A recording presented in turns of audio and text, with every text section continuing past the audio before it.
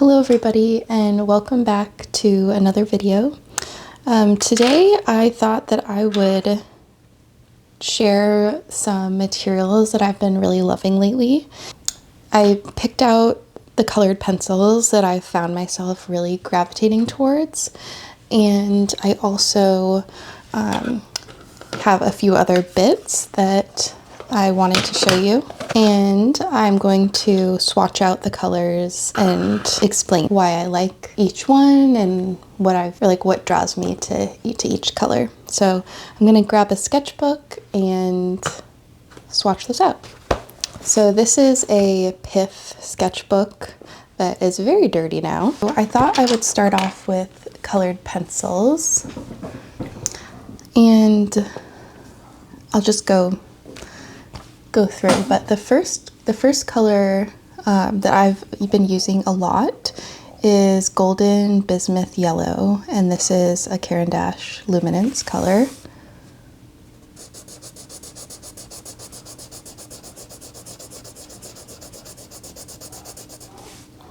And I'll swatch it out a bit lighter too, just so you can see the range.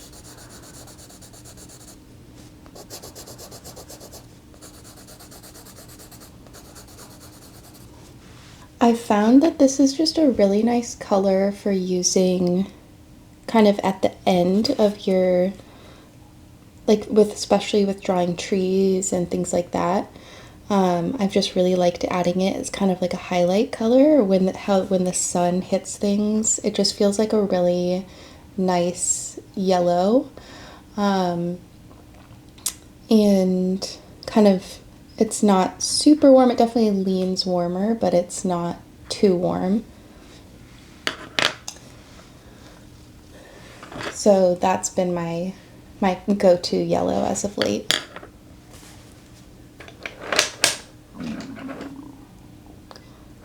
And then I'll move into red. So this is a color that I've had for a while. This is Prismacolor Pale Vermilion.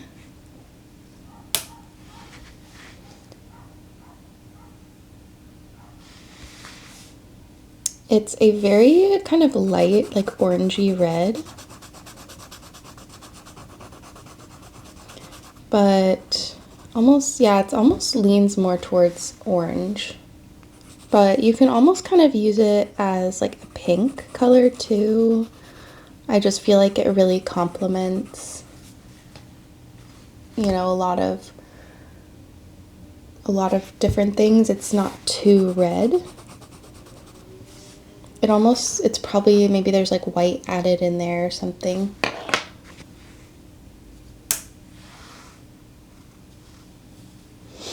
It's almost, maybe there's white added in just to make it a little lighter. And the other red that I've really been enjoying is this Caran Permanent Red. I've really liked, I'll use this for outlines of things I've been doing. It's a bit of a richer red, a little darker. So you can see there's a lot more pigmentation almost, but just a bit darker. So kind of depending on, what you're going for. Moving on, I have this pink color. It is a polychromos color. It's beige red, and this is a really, really nice pinky peachy sort of nude color. And I just feel like it really complements greens, and it's just like this with the red, and it just creates like a really nice color palette, I think. So I've been using this one a lot as well recently. And there are a couple kind of purpley colors I've been using. This is another luminance color, and this is Ultramarine Violet.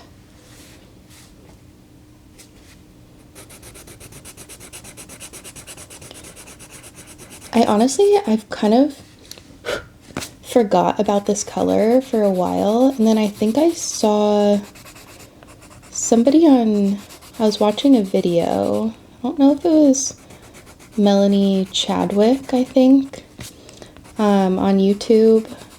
She did a swatching video with all of her purples, and I was like, oh, I think I just kind of subconsciously started pulling this out more or something, and I don't really realize how much I use purples, so it just made me appreciate this color even more.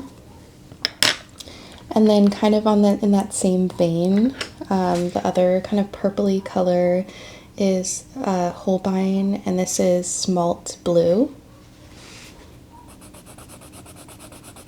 So it leans more blue. This one leans a bit redder, warmer. You can especially tell the difference when they're next to each other, because I feel like this purple by itself, like if you cover this, it looks, especially compared to these reds, it looks so much cooler, but you can really tell a difference, like how much warmer this one feels compared to this color.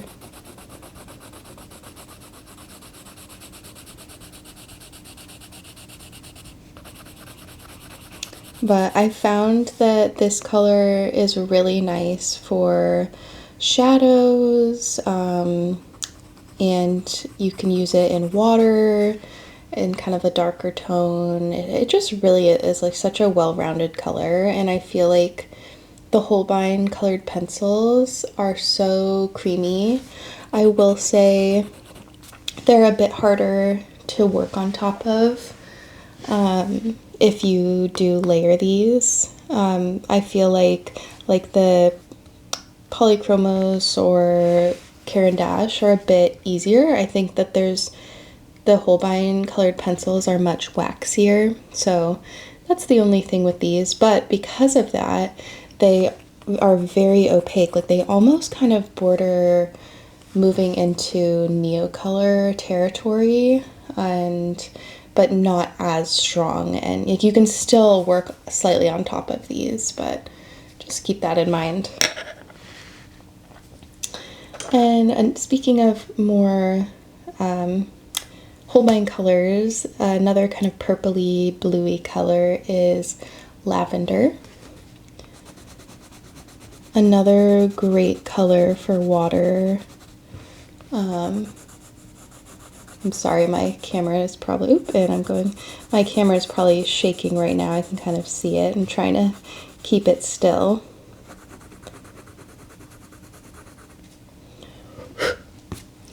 But again, kind of like a similar purpose for this one. Super great for shadows, water. You can use either of these in like probably skin tones. And it's just so interesting how relative color is, because this one felt so cool, but then you put this one next to it and this one's even cooler. So it's just so interesting. So I have two blue, kind of light blue colors that I've been using for sky. They're both Prismacolor. And I actually have a third one of these that are all very similar. I have a lot of this kind of color, I realize, but they're just ever so slightly different that you can use them for different purposes. So the first one is a bit warmer, and this is Prismacolor Cloud Blue.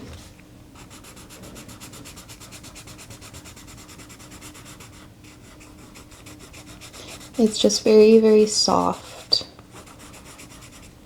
You can use it for skies, water, you know, I feel like I'm a broken record at this point, but...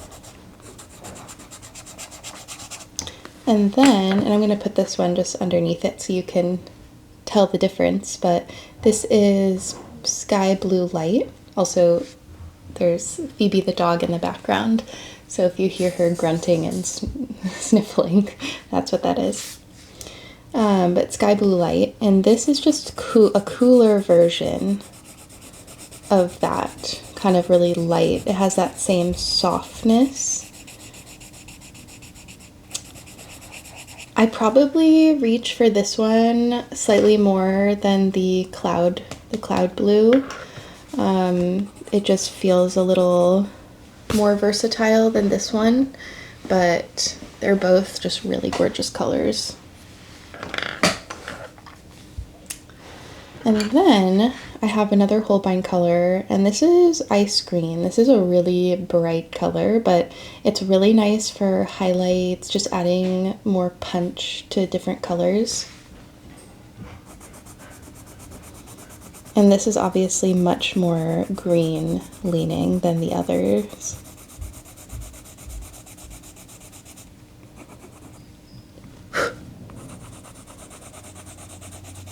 But I've found like using this in leaves or, you know, foliage or water especially as kind of like a highlight punch color. It's really nice.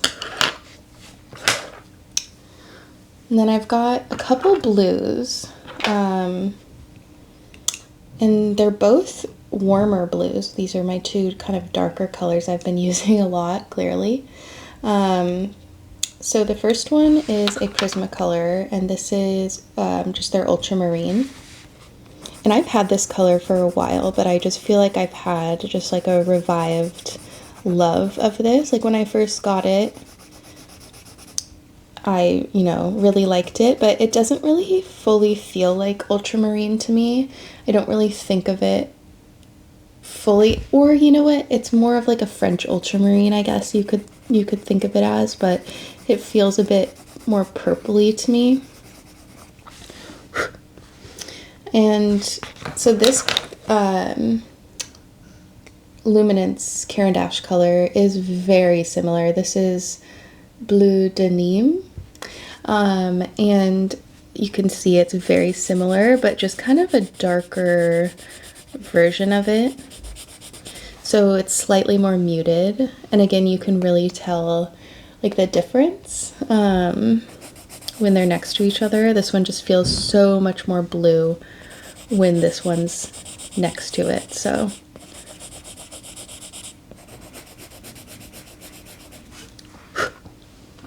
but yeah, these are two colors that I actually probably need to buy new versions of because I'm really getting down to the ends here.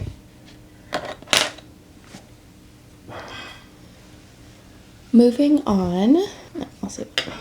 I've got several greens that I've really been enjoying. So I'll start with the darkest one. So this is dark phthalocyanine green. And this is just a really great, I would say it leans slightly warmer. Caran d'Ache also has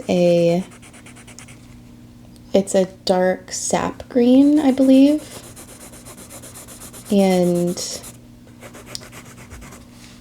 But this one I reach for a bit more. It kind of depends. The other one's very much cooler, a much cooler green. And this one's kind of more middle of the road a bit. The next green that I have is a Prismacolor, and this is Artichoke Green. And this is almost a brown, I would say. It's very similar to, almost identical to Caran d'Ache Luminance, what's it called? Green Ochre, I believe. So if you have that one, you don't need to use this one. Maybe this is slightly browner. I'm not totally sure. I'd have to compare them. And then next up I have, this is a Derwent Light Fast color, and this is Foliage. This has been honestly probably my favorite green lately. I think for just really green foliage in summer, it's just so nice. It's not too kind of browny and not too bluey. It's just a really nice color, and I love this range too. The Derwent Light Fast colors are just really nice, and I feel like they're not maybe as soft as Luminance colors, so some of these are really nice to draw with, I would say. And then next up, in the same kind of vein, this is Prismacolor Apple Green. And this is just kind of a lighter version of that foliage green.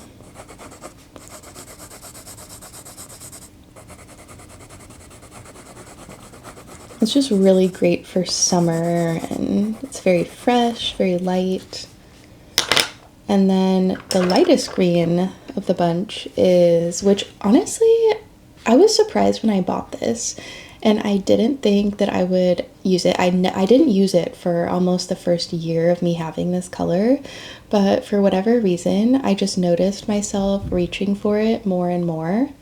And this is Spring Green, it's a luminance color, because it's so bright and it's just not what I'm used to using really. But I found for the summer especially, and it's just so nice for highlights because you can use it at the end if you've kind of lost some of that lightness or freshness. Just using this at the end kind of can just make such a difference. And then I have this color by Prismacolor. This is Pale Sage. It's just a very muted color, very light green, but you can use it for lots of different things. Like, I guess when I'm thinking about these colors, I've been drawing a lot of landscapes, a lot of nature, so that's kind of what I've been thinking of in terms of like how you can apply these colors. But you could even use this in ponds. It just goes with so many different colors because it feels like kind of like a neutral almost. There's other colors that are really similar to this. There's like a Holbein Misty Green, I believe, which I also really, really love. But I've just been reaching for that one. It's a bit lighter, I would say, than the Holbein.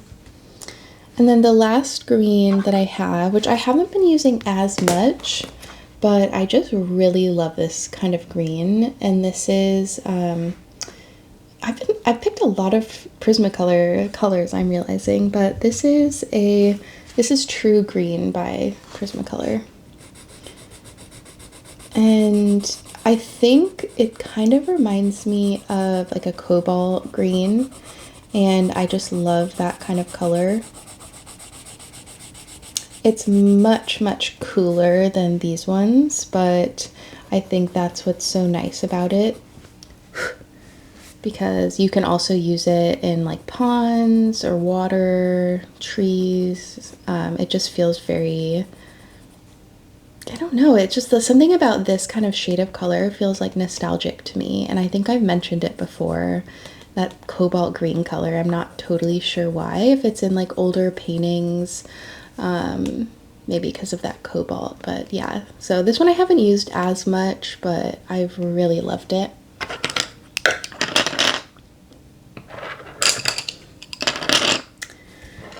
And then moving on, I have a couple of different brown kind of colors. So this one, I don't believe it's called this anymore. This one's called Dark Flesh. It's 748 if you're looking it up. I think it has a different name now, but I don't remember what the new name is.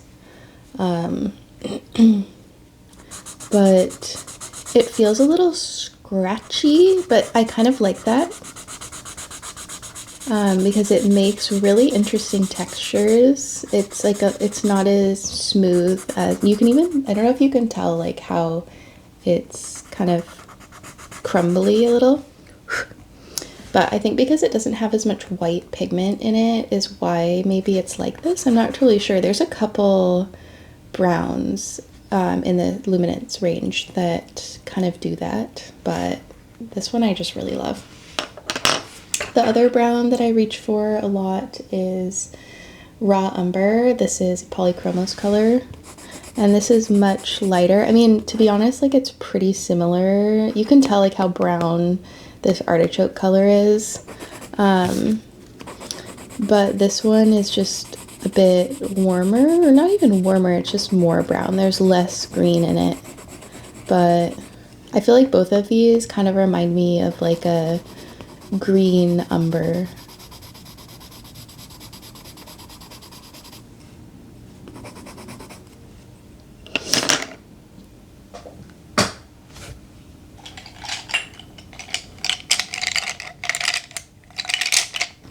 And then the last brown that I've really been reaching for a lot is a Holbein color, and this is Cocoa.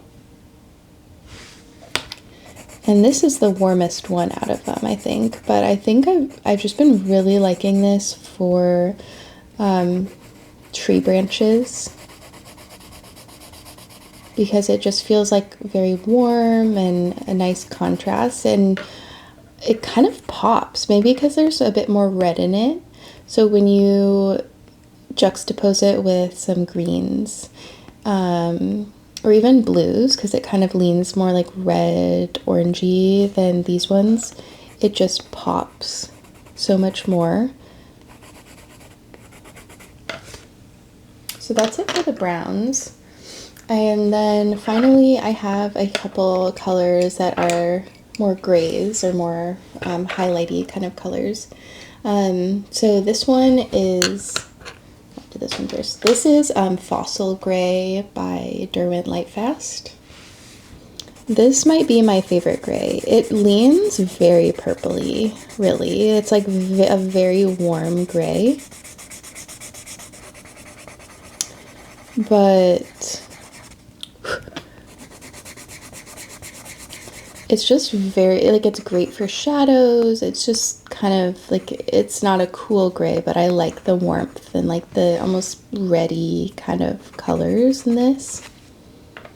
And then I use this color a lot, another Derwent Lightfast color. This is Oyster. I don't even know if, honestly, this will show up on camera, but it's basically just a really, really pale pink color. It's a very kind of cool pink. Yeah, I don't know if you can even see that, but it's great for highlights. If you want to bring back like a lighter color, you can use it to push back colors. But this one is just a really good all-rounder color. And then this one, I don't even think that I will swatch out. But it is Holbein Soft White, and this is so, I can't not have this one. It's so opaque. Like, this is probably the best white. I will say it's very, very soft and crumbly, but I'm able to sharpen it in my electric sharpener, so that's a win. Maybe what I'll do, I'm gonna put a little bit of marker down and let that dry, and then I'll show you how you can go over darker colors like this.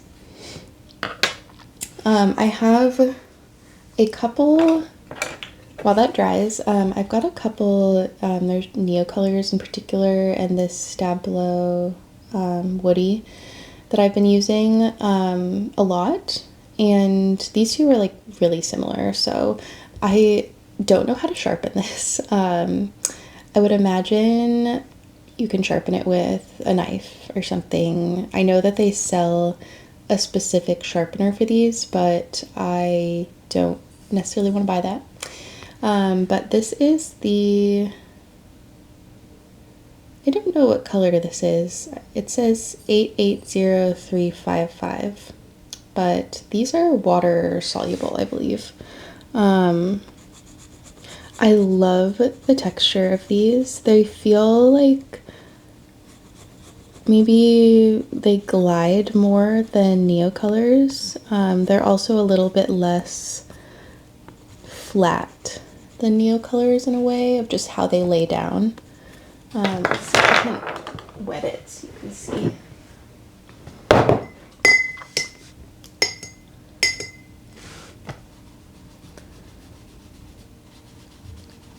I never really use these wet, and to be honest, they don't really re-wet very well. Not like Neocolors. So the kind of equivalent to that, this is Salmon. This is Neocolor 1 though, so this doesn't re-wet. So you can kind of see like just how much more, I don't know, these just feel like there's more resistance maybe when you draw with them. They're a bit harder. I mean, the Neocolor ones do kind of feel harder than like Neocolor 2s anyways. And this is also a more kind of salmon-y color, but yeah, I've been using this a lot. And then this is a Neocolor 2. This is Chinese green, and I've been using this a lot. It's kind of in the same vein of this luminance color, the spring green, but it's really nice again for using landscapes, and it's more kind of yellowy than it's more like a yellow, but just like a really bright green, I guess. Just like where like the sun hits, and I can wet this one.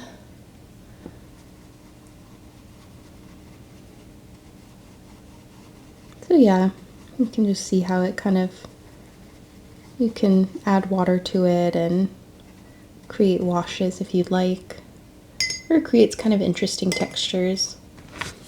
Okay, so this is dry. So this is that Holbein soft white. And you can see how opaque that is. Like, it's not perfect obviously, but it just, you can add it for like highlights, like last kind of highlights or line work, things like that. It's just a total essential for me. But so those are my colored pencils and Neocolors that I've been using. The other thing that I've recently kind of gotten back into are soft pastels, and in particular I've been using this set by Unison. It is a landscape, it's a half stick set, and it's just so convenient and easy to take out and use, and I honestly have just been keeping it at my desk. And there are a couple of colors that I feel like I've been using in particular. The first one being this one. I don't know any of the names of these, so it's this kind of terracotta-y, lighter terracotta color. And I've been using it a lot over watercolors. It makes a really nice texture, and you can just, you can just smudge them out. And it creates kind of like a dreamy kind of effect. And then obviously you can really easily work on top of these. You can wet them too, honestly, if you want. Because the thing with soft pastels obviously is that they don't set. So, but when you add water to them, they definitely set more. And then the other color I've been using a lot, I can't remember, so there's a couple. So there's this one, this reminds me like of the lavender Holbein color.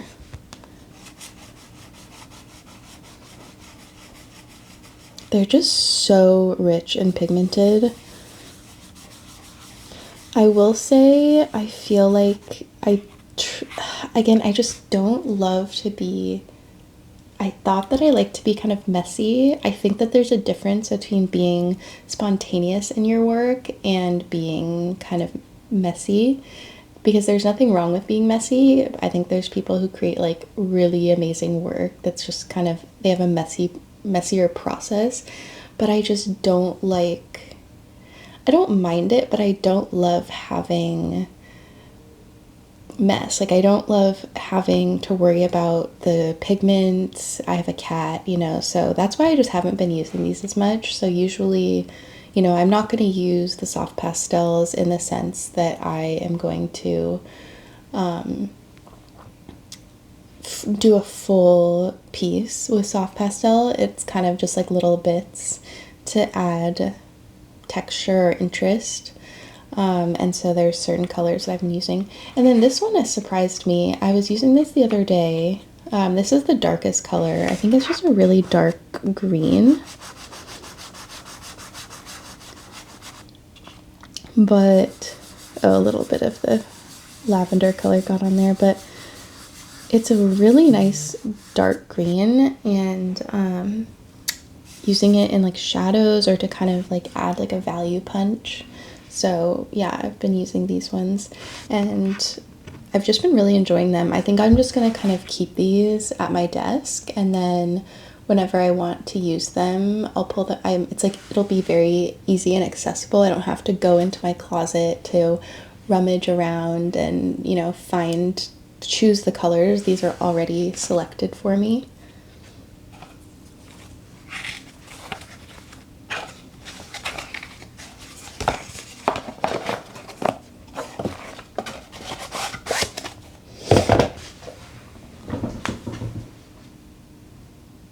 I just went and washed my hands because I had pastel all over them, obviously. But the next thing I thought I would show you is I did a video making this palette. If you're interested in watching that, I have that. But this is the Art Toolkit palette, and I recently put this palette together with these watercolors, and I've been getting used to them, even though I've obviously had a lot of these colors already in my palette. Just seeing how they work together has been really interesting and fun, especially in, you know, working quickly. You kind of make new mixes, and one in particular which I found is two of these colors mixed together, which I wouldn't have necessarily thought of. But so this is the Schminke Naples Yellow Reddish, and I'll just swatch this by itself so you can see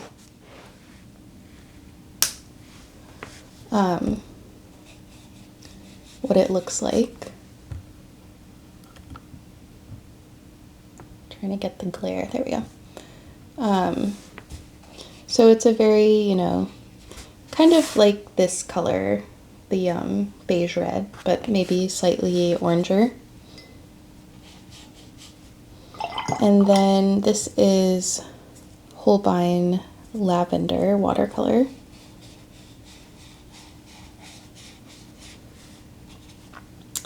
And together they make a really lovely gray.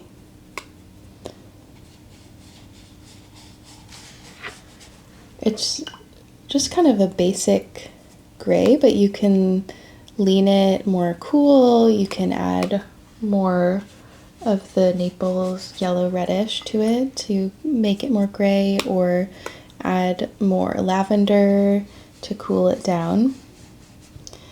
But it's just really nice, kind of neutral, and it's so easy to mix the two because it just makes a gray like pretty instantaneously.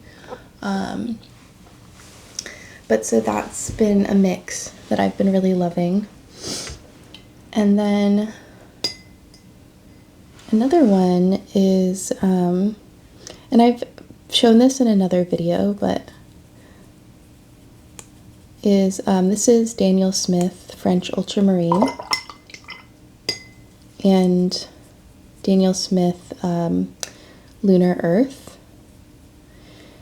This creates another gray that is obviously granulating, but same kind of thing where you can add more blue, you can add more of the Lunar Earth depending on, you know, which way you want it to lean. but it creates kind of like a purpley color almost, but the granulation is just so gorgeous, and it's really nice for shadows. I think that it's basically kind of like the granulating version of this color a little. Oops, I'm just making a mess. It's kind of just like the granulating version of this color. So I've been using that a lot.